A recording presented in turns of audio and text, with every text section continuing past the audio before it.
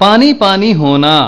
बच्चों ये तो मुहावरा है, इसका मतलब है शर्मिंदा होना। हम रोजमर्रा जिंदगी में भी बोलते हैं कि असलम जब चोरी करते हुए पकड़ा गया तो पानी पानी हो गया।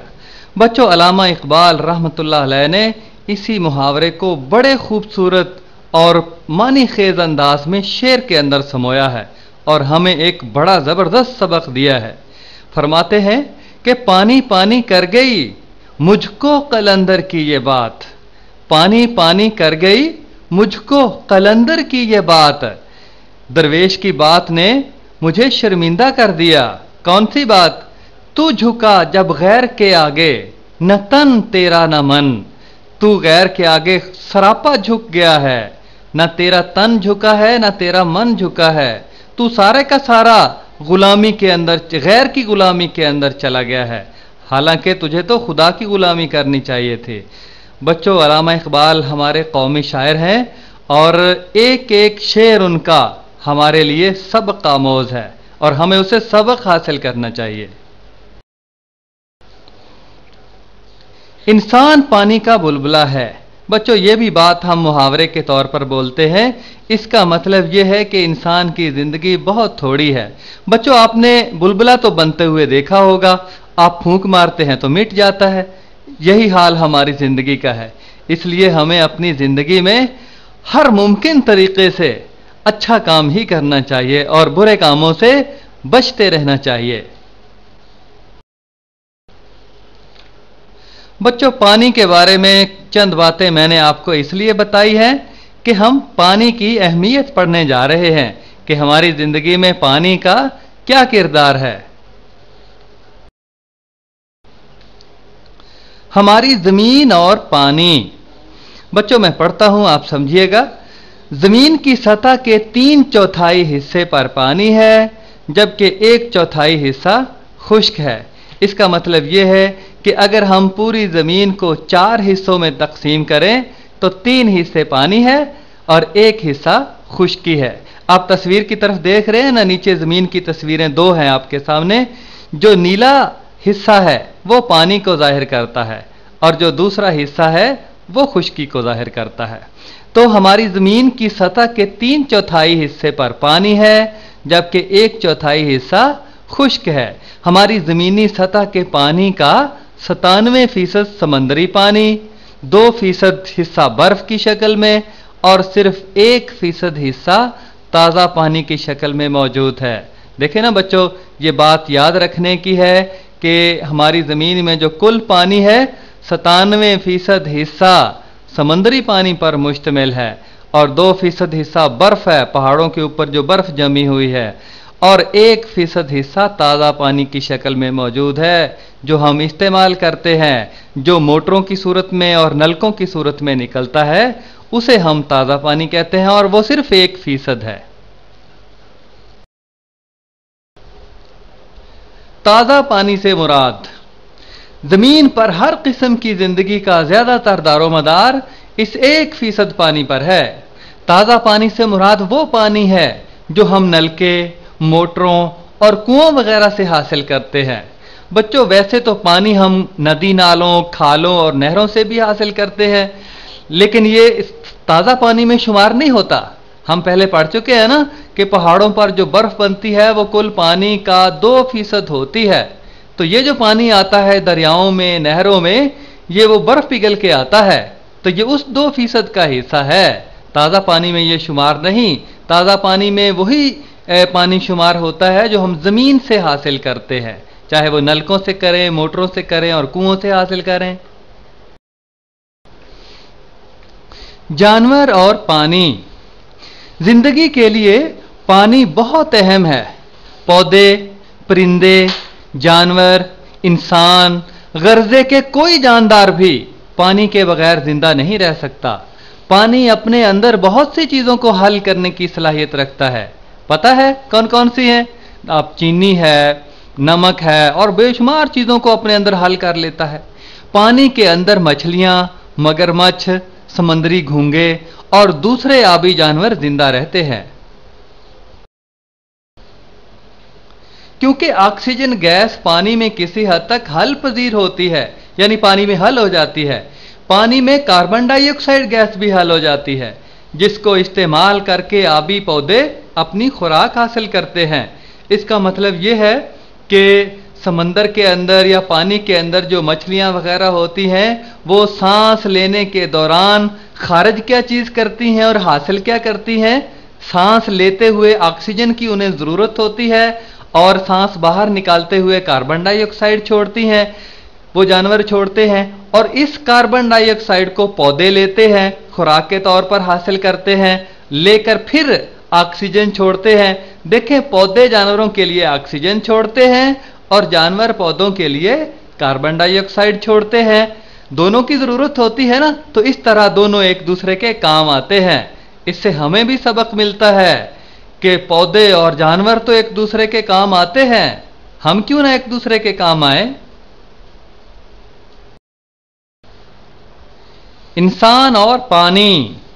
हमारे जिस्म का 70% वजन पानी पर मुश्तमिल है, याद रखने वाली बात है। इंसानी जिस्म में करोड़ों छोटे छोटे खलियों में ज्यादातर पानी ही भरा होता है। खलिया खाली खाने को कहते हैं। सेल।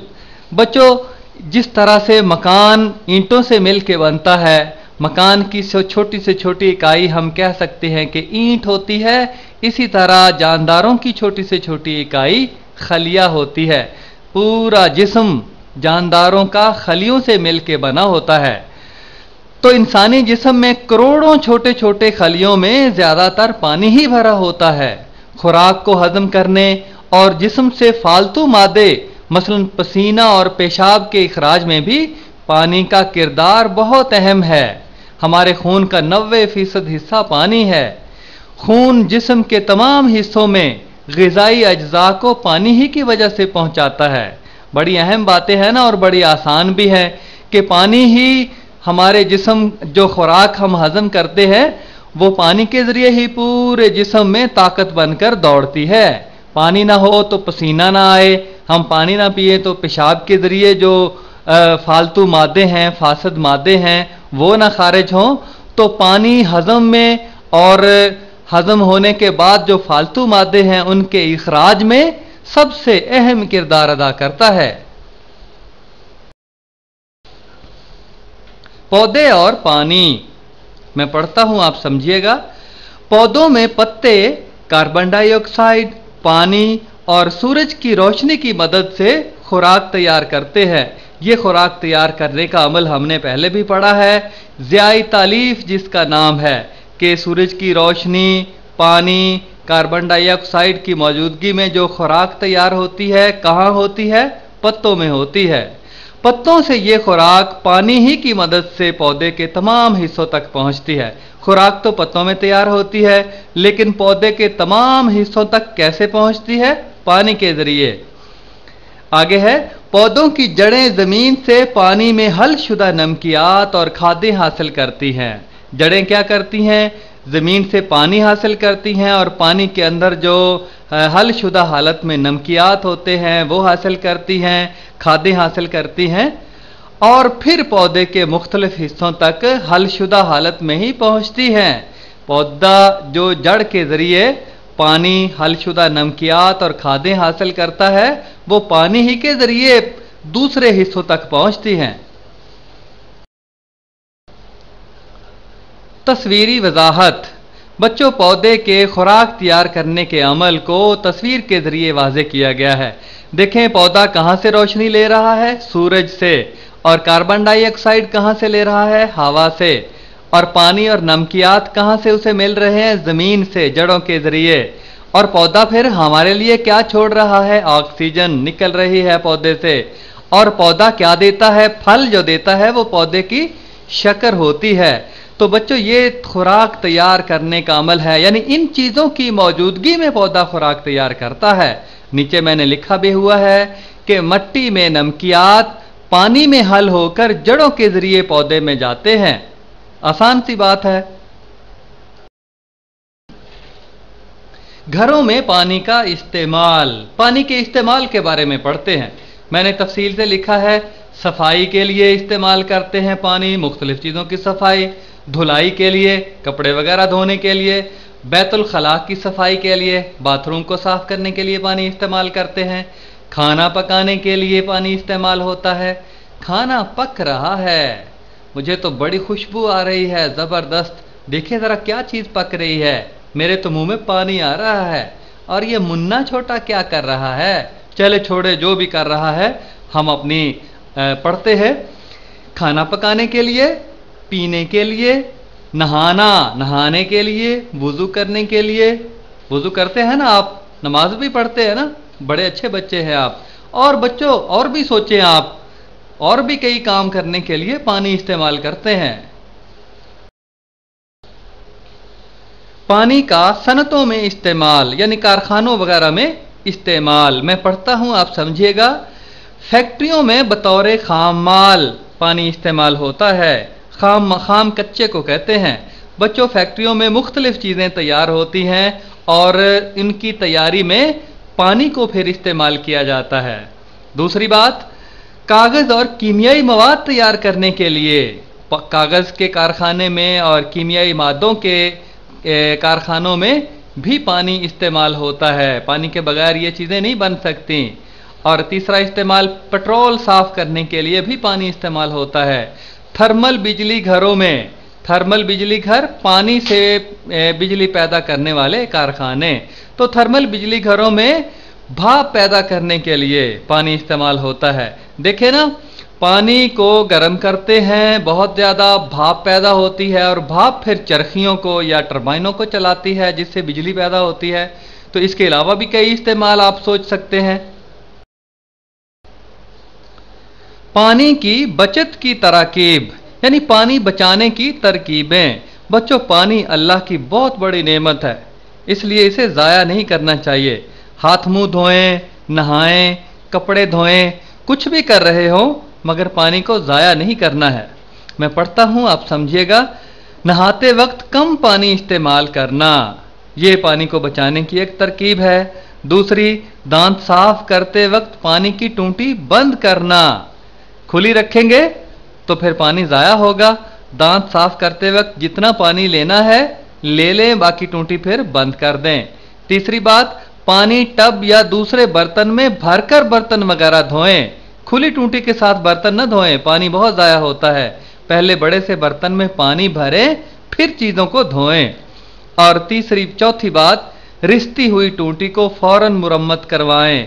آپ نے بچوں دیکھا ہوگا مسجدوں میں اور اسکولوں میں اور دوسری جگہوں پہ ٹوٹیوں میں پانی رس رہا ہوتا ہے، کوئی بھی ٹھیک نہیں کرواتا تو وہ پانی سارا ضائع جاتا ہے۔ تو جب بھی پانی رس رہا ہو کسی ٹونٹی میں سے تو اس کو فوراً مرمت کروانا چاہیے۔ اور بھی آپ سوچ سکتے ہیں، کئی ترکیبیں ہیں پانی کی بچت کی۔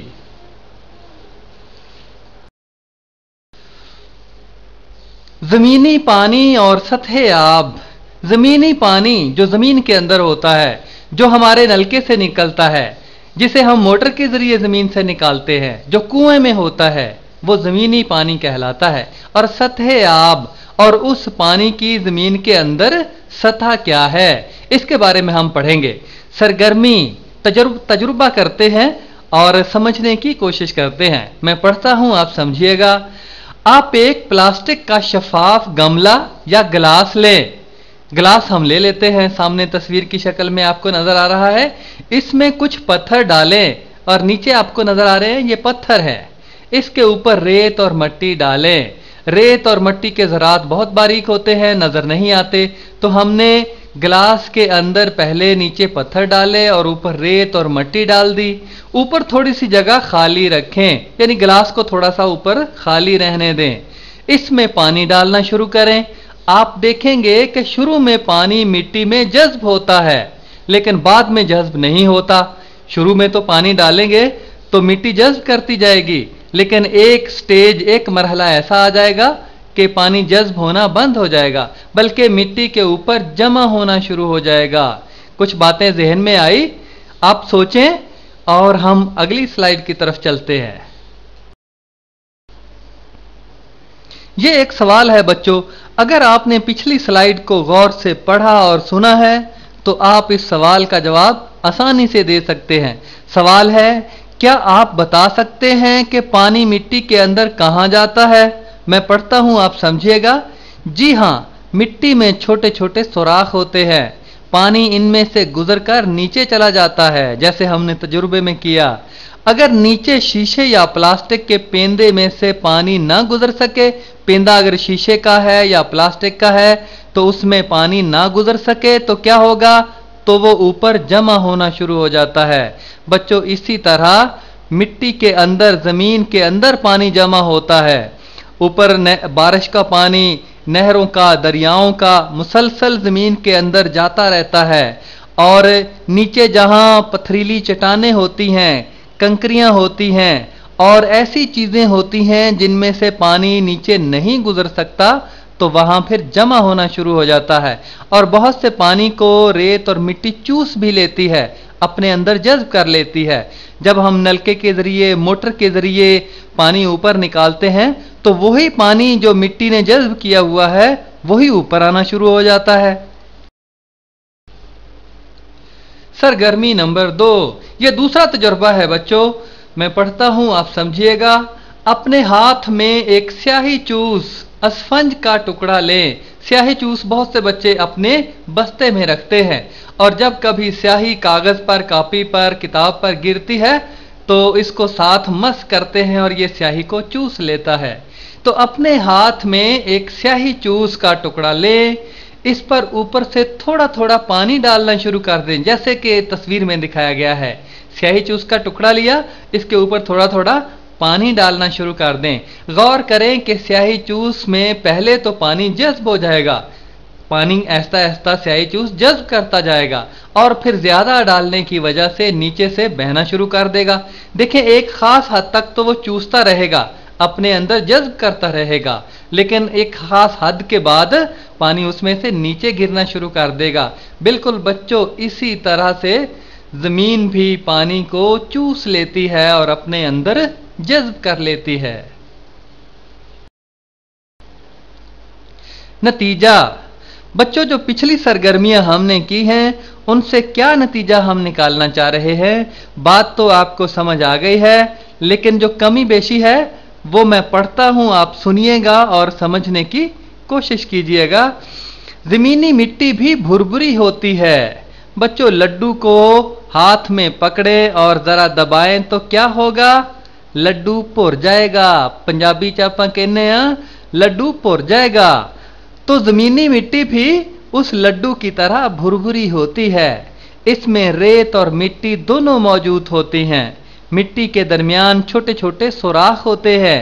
जब मिट्टी पर पानी डाला जाता है तो पानी सुराखों में से गुजरकर नीचे की तरफ बहना शुरू हो जाता है। मिट्टी की तहों के नीचे पथरीली चट्टानें होती हैं जो पानी को मजीद नीचे जाने से रोकती हैं, और पानी ऊपर जमा होना शुरू हो जाता है। यही जमीनी पानी है। यही बात आपको समझाना चाह रहे हैं। समझ गए ना अच्छी तरीके से? मसामदार और गैर मसामदार चट्टानें।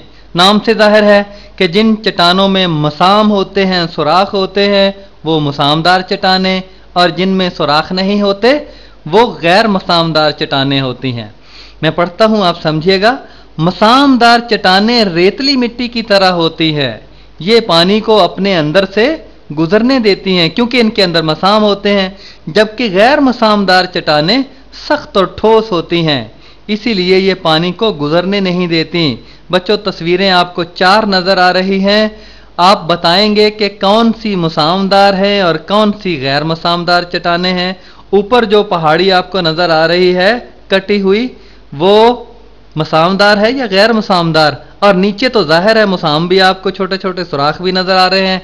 बच्चों, रोजमर्रा जिंदगी में इसकी बड़ी जबरदस्त मिसाल है झावा। पंजाबी च झावा कहने जिन्नू आपा, वो तो आपके घर आपने भी देखा होगा और इस्तेमाल भी किया होगा।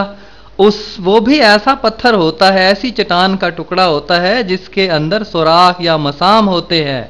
मसामदार चट्टान का टुकड़ा होता है। और ऐसे आदमी को भी चावा कहते हैं जो थोड़ा सा क्रैक हो, खारदमाग हो, कह देते हैं कि बंदा तो चावा ही है। तो ठीक है ना, चले इन बंदों की हमने बात क्या करनी है, हम तो पत्थरों के बारे में पढ़ रहे हैं। तो मसामदार اور غیر مسامدار دو قسم کی چٹانیں ہوتی ہیں۔ زمینی پانی کہاں سے آتا ہے؟ بچوں اس سوال کا کافی سارا جواب تو ہم پہلے پڑھ چکے ہیں، جو تھوڑی سی کسر باقی رہ جائے گی میں پڑھتا ہوں، آپ سمجھنے کی کوشش کیجئے گا تو وہ کسر دور ہو جائے گی۔ بارشوں کی وجہ سے اور پہاڑوں پر موجود برف کے پگھلنے کی صورت میں بہت سا پانی سطح زمین پر بہنا شروع کر دیتا ہے۔ بچوں بارشیں ہوتی ہیں یا پہاڑوں پر برف پگھلتی ہے تو پانی زمین کی سطح پر ہی بہتا ہے نا، تو یہ پانی مختلف چھوٹے راستوں سے بہہ کر بڑے ندی نالوں اور دریاؤں میں جا ملتا ہے۔ آسان بات ہے۔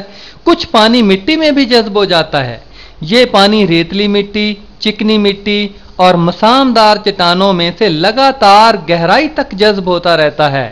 زمین کے اندر ریتلی مٹی بھی ہے، چکنی بھی ہے اور مسامدار چٹانیں بھی ہے، تو ان سے لگاتار گزر کر نیچے جاتا رہتا ہے، یہاں تک کہ غیر مسامدار چٹانوں تک پہنچ جاتا ہے۔ وہاں پھر نیچے جانا بند ہو جائے گا، اوپر سطح پر جمع ہونا شروع ہو جائے گا۔ غیر مسامدار چٹانوں سے اوپر والی مٹی یا مسامدار چٹانوں کی تہ جب پانی سے سیر ہو جاتی ہے یعنی بھر جاتی ہے تو وہاں پانی جمع ہونا شروع ہو جاتا ہے، اسے زمینی پانی کہتے ہیں۔ آسان بات ہے نا۔ اور اوپر والی سطح کو سطح آب یعنی واٹر ٹیبل انگریزی میں، سطح آب جہاں پانی جذب ہو جاتا ہے اور مزید جذب نہیں ہو سکتا تو وہ پانی زمینی پانی کہلاتا ہے، اور اس پانی کی جو سطح ہے اوپر والی سطح آب کہلاتی ہے۔ کنواں کیسے وجود میں آتا ہے؟ میں پڑھتا ہوں، آپ سمجھیے گا۔ زمین میں اگر کسی جگہ گڑھا اس طرح کھودا جائے کہ گڑھے کی گہرائی زمین کے اندر پانی کی سطح تک پہنچ جائے تو پانی اس گڑھے میں رس رس کر جمع ہونا شروع ہو جاتا ہے، اور اس طرح کنواں وجود میں آتا ہے۔ چونکہ یہ پانی مٹی اور ریت کی تہوں سے چھن کر آتا ہے، اس لیے یہ صاف اور پینے کے قابل ہوتا ہے۔ کنویں میں سے جیسے جیسے پانی نکالتے جاتے ہیں، ارد گرد کی زمین میں سے پانی کنویں میں رس کر آتا رہتا ہے۔ کنویں کا پانی پینے اور زمینوں کو سیراب کرنے کے کام آتا ہے۔ بڑی آسان سی بات ہے کہ کنویں کا پانی ہم جب نکالتے رہتے ہیں تو ارد گرد کی زمین میں، ریت میں، مٹی میں جو پانی ہوتا ہے وہ رس کر آتا رہتا ہے اور پھر جمع ہو جاتا ہے۔ اور یہاں سے بچوں یہ بھی ہمیں پتہ چلا کہ ہم کھدائی کرتے رہتے ہیں اور فرض کریں کہ 50 فٹ پر پانی آ جاتا ہے تو سطح آب یا پانی کی سطح کتنی ہوئی؟ 50 فٹ ہو گئی۔ ہم نلکا بھی تو لگاتے ہیں نا، اگر ہم ایسی جگہ پہ رہتے ہیں جہاں ہم بور کرتے ہیں 50 فٹ کا، تب پانی نکلتا ہے زمین سے، تو 50 فٹ سطح آب یا پانی کی سطح کہلائے گی۔ چشمہ، بچوں نام تو سنا ہوگا، بہت سے بچوں نے دیکھا بھی ہوگا، اگر نہیں دیکھا تو تصویر دیکھ لیجئے، اس طرح کا ہوتا ہے چشمہ۔ میں پڑھتا ہوں، آپ سمجھیے گا۔